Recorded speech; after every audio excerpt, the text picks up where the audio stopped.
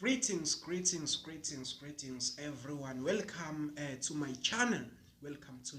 My name is Lungisi Zwelihle Kumede. So today, I just want to share with you my journey. We all know that in South Africa, so we have a challenge of job opportunities. Especially in the province of KwaZulu Natal. So I'm a qualified unemployed educator. So I'm qualified since 2020.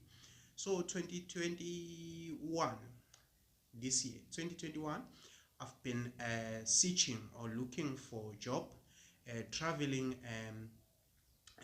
to different provinces, and I hold a Bachelor of Education, Further Education and Training, which means that this is what an FET phase, and my major subjects are history and geography. So now let me share my experience, what I've experienced while I was looking for job, while I was searching for job in different provinces. So number one, when I was still in the varsity, or when I was still at the varsity, so I was receiving a bursary. I was funded by the bursary, So I usually receive 1,500 per month plus 5,000 yearly per year, which was supposed to use it to buy my my study material like computers, books, notes, and so on. So one of some of the money that I was supposed to buy my study material, I used to actually buy. I used to save that amount so that it will help me when I'm out from the varsity, or when I complete my studies at the varsity. So I usually save at least 600 per month, So when I came out, when I came out university, or when I completed my studies, I decided to open the business with the money that I was saving. So I opened a printing center, or an area where I print assignments. I do copies for people um, to save their money, or to save their time, because here where I'm living in rural area. So people who want to actually make copies or print their assignment need to go to town. So when I opened this business, people no longer have to travel a long distance to town, and they actually save a travel fee. So I can't say that I made a lot of money in doing that, but I made a little profit. And then I also opened I also opened a business when I was selling alcohol. So alcohol, we all know that when we are selling alcohol, you need to have a license to do so. But I didn't have the license, so I was like other other other people here in the community were selling alcohol without a license. I'm not saying that you must report to the police. I'm just telling you, sharing my story with you, so guys. So after saving that money and opening the business, so when I realized that I had now have enough money to travel to different provinces in search of a teaching job, so I decided to first go to the province, to the Gauteng province. It is everyone priority to go there when searching for job. Gauteng is always prioritized because it is the city of gold. So I decided to go there in Pretoria, Gauteng, Pretoria, Cullinan. I travel to different urban and rural community around Pretoria, including Refilwe and Cullinan. I also dropped or submitted my CVs in different schools, in different schools, including Chipataban, a comprehensive high school, which is the big school found in Pretoria, in Refilwe. So people there are speaking a different language from that that I'm speaking.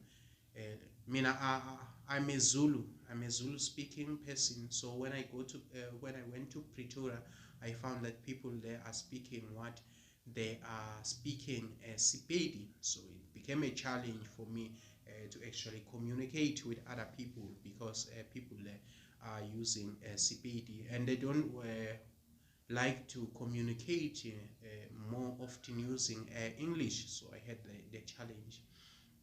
So I have to try to actually learn or try to speak Sepedi. So when we are greeting in Sepedi, we say it Tobela. Tobela when we are greeting in Sepedi. That's what I've learned when I was in Pretoria. So I also submitted my CVs there to district, luckily the schools there are not far apart as well as district, so the travel cost is not that expensive as compared to my rural community here in KwaZulu Natal, where I'm living, so that was my experience. Unfortunately, I didn't get the job. Unfortunately, I didn't get the job here in Gauteng. So, and now let me talk about my accommodation. So, what gave me the challenge is the accommodation, because I went there. I went to Pretoria not knowing even a single person. I went to Pretoria not knowing even a single person, and I think it was late. It was late. I arrived in Pretoria at around 6. So around 6, I had to look for the accommodation for me to sleep.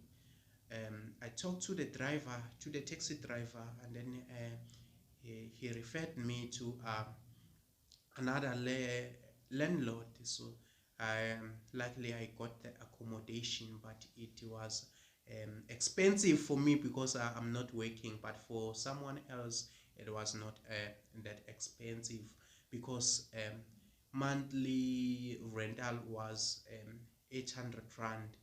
The room, mind you, the room that I was renting was empty. There is no bed inside, there is no table, there's nothing. I don't even have a blanket to sleep. So that was the challenge that I was experiencing while I was there. So I slept without having the blanket. So I wake up early in the morning to buy all the necessities for me to be able to survive there in Pretoria. I bought iron, and then I also bought the blanket, as well as the kettle, the kettle. So that was my experience there in Pretoria. Another important thing that I would like to share is that the electricity there is very expensive.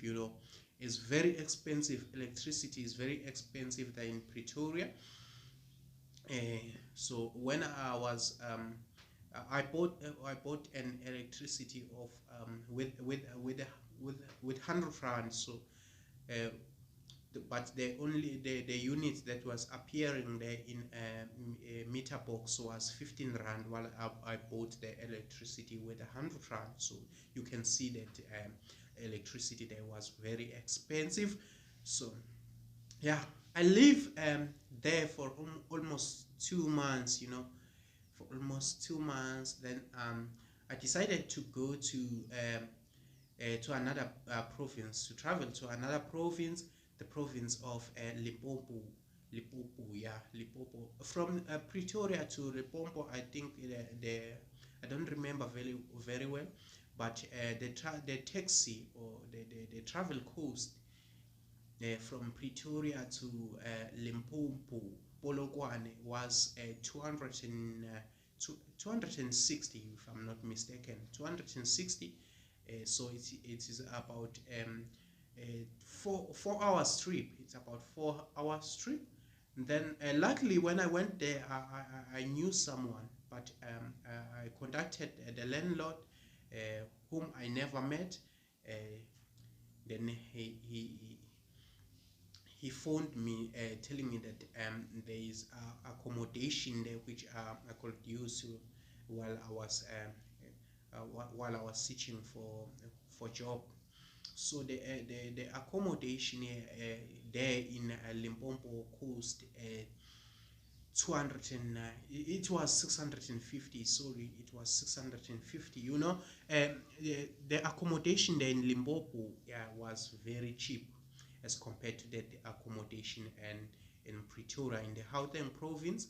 The accommodation there in Limpopo was very cheap.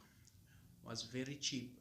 And another important thing was that in the accommodation you find all the necessities. There are blankets, bed, table, electricity, and you also do not pay for electricity. There's a water tap. There's everything that is a student or a job seeker or a person who's searching for job need. You know, that was the accommodation in Limpopo. Limpopo, yes. Another the language that is spoken in Limpopo, polokwane, is Sepedi. And then again they also speak what we call Chivenda. They also speak Chivenda in an area called Limpopo. In Limpopo, Kiani. In Limpopo, Kiani, Mosina, they speak Sivenda. But in Limpopo, Polokwane, especially in Taflop, they speak Sepedi. So the challenge that I faced there was that when you are searching for job, especially as a teacher, as an educator, you need enough money when you are in Limpopo province, because the transport is very expensive there. The transport is very expensive in Limpopo, and one of the things in that is challenging is that schools are far apart. Schools are far apart, as well as the district. Schools and districts are far apart, so when you are submitting your CV, you have to travel a very long distance. You have to travel a very long distance. So I had to spend a lot of money. Have to spend a lot of money traveling. You know, sometimes I had to hire a car from the local people, which cost me a lot of money. So I can't say that there are many there are many jobs for teachers here in Limpopo, but I can say that Limpopo is better than other provinces as compared to other provinces like KwaZulu Natal and Eastern Cape is better, because there are few job opportunities. There are job opportunities available there, especially for teachers, as compared to other provinces. You know, so I submitted my CV to district. I wasted a lot of money submitting my CV to district. I realized later that I wasn't supposed to. It wasn't necessary. Actually, it wasn't necessary for me to submit my CV in the district. What is more important is that I submit my CV to schools where there are posts being advertised. That's what is important when you are there in Limpopo. So you don't need to submit CVs to district, and you do not need to do what door to door, going to school submitting CVs without seeing that the school have post. So you must search. You must use your Google. To search whether the school have post or not. You know, that is what is important when you are in Limpopo. Another thing, when we are in Limpopo, it's very easy for everyone. For me actually, to get lost. So it is very important to use a navigator, especially in your phone. It's very important to use a navigator so that you do not get lost. Another challenging things there in which I would like to discourage people from Limpopo to discontinue doing it is tribalism. You know, tribalism. There is what there is tribalism. I can't say they are racist. You know, it's tribalism. They don't like people from from KwaZulu Natal. You know, especially us Amazulu. I can't say the Zulus. We are Amazulu, so they hate us. They think that we are there to take their jobs. You know, they actually also want us to speak their language is Sepedi. They don't like to communicate with us in English. You know, they want us. They actually forcing us to speak their language while we cannot communicate in Sepedi. But I can encourage everyone who want to go there to actually learn Sepedi. It's very it is advantageous for them to get the job. You know, it's very important for especially those teachers who want to teach in the lower level, like foundation phase and senior phase. So it is very much important for them to know and understand or communicate in CPD, or at least in Sivenda. In Sivenda, yes, in Sivenda is very important. So what I was there, I spent almost 6,000 from yeah, I spent almost 6,000 traveling, submitting CV to different schools, buying food. You know, I spent almost 6,000. Life in Limpopo is very expensive. You know, it's very expensive as compared to the province of KwaZulu Natal and the province of Gauteng. Another thing that is expensive please charge. is food. Food is very expensive there.